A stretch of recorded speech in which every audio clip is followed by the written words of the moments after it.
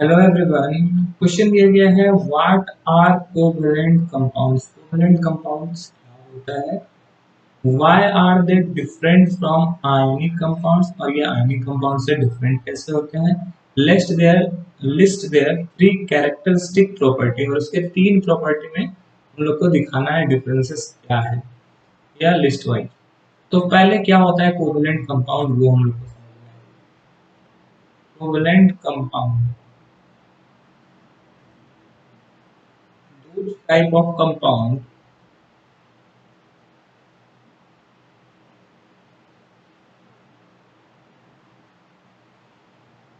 which are formed which are formed by sharing of electrons, sharing of electrons, which called covalent compound।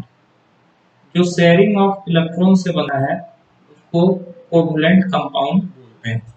जैसे example के तौर पर अगर हम लोग देख लें तो जैसे हम लोग लिख सकते हैं CH4, A methane is the covalent compound.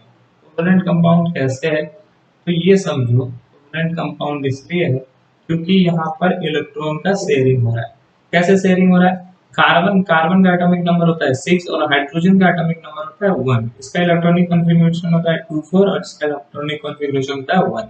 Carbon के आउटर मोस्ट सेल में 4 इलेक्ट्रॉन होते हैं और हाइड्रोजन के आउटर मोस्ट सेल में सिर्फ एक इलेक्ट्रॉन ही रहता है। तो ये क्या करता है, हाइड्रोजन को कंप्लीट करना होता है डुएट, और कार्बन को कंप्लीट करना होता है octet. Means carbon octet complete करेगा, 8 इलेक्ट्रॉन कंप्लीट करेगा, और हाइड्रोजन 2 इलेक्ट्रॉन। तो हाइड्रोजन को 2 इलेक्ट्रॉन करने के लिए ये शेयर करता है, तो ये हाइड्रोजन का डुएट कंप्लीट हो जाता है। उसी तरह दूसरा यहाँ पे 4 हाइड्रोजन है, उसी तरह 4 अलग अलग हाइड्रोजन अपना डुएट पूरा करने के लिए कार्बन के इलेक्ट्रॉन के साथ शेयरिंग करते हैं।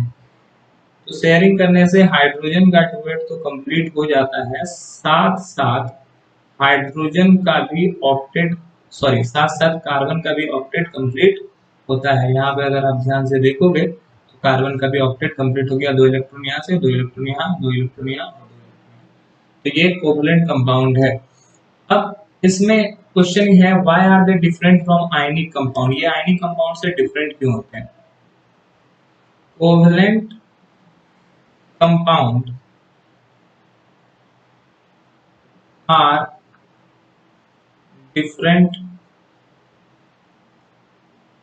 from ionic compound because ionic compound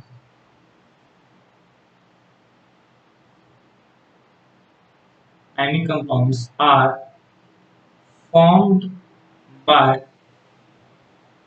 transfer of transfer of electron, while covalent compound are formed by sharing of electron।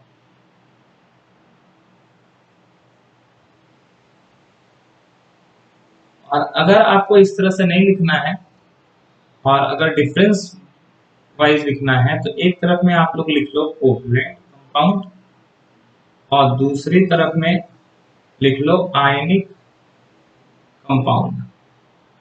Okay, और इसके बीच में आप डिफरेंस, पहला covalent compound, these compounds are formed by these compounds are formed by sharing of electron,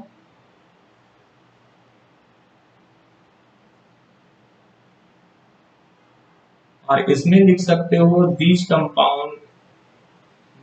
compounds are formed by transfer of electron।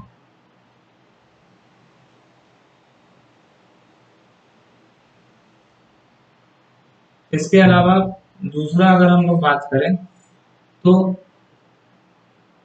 these are poor conductor of electricity। ये electricity का conductor नहीं होता है क्योंकि इसके पास कोई free electron नहीं होते, बट यहाँ पर ये अच्छे कंडक्टर होते हैं। These are good conductor of heat and electricity.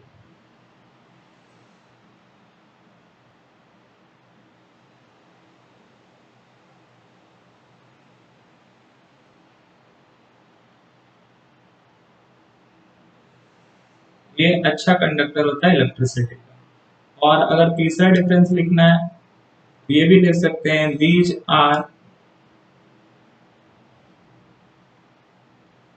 Soft and have low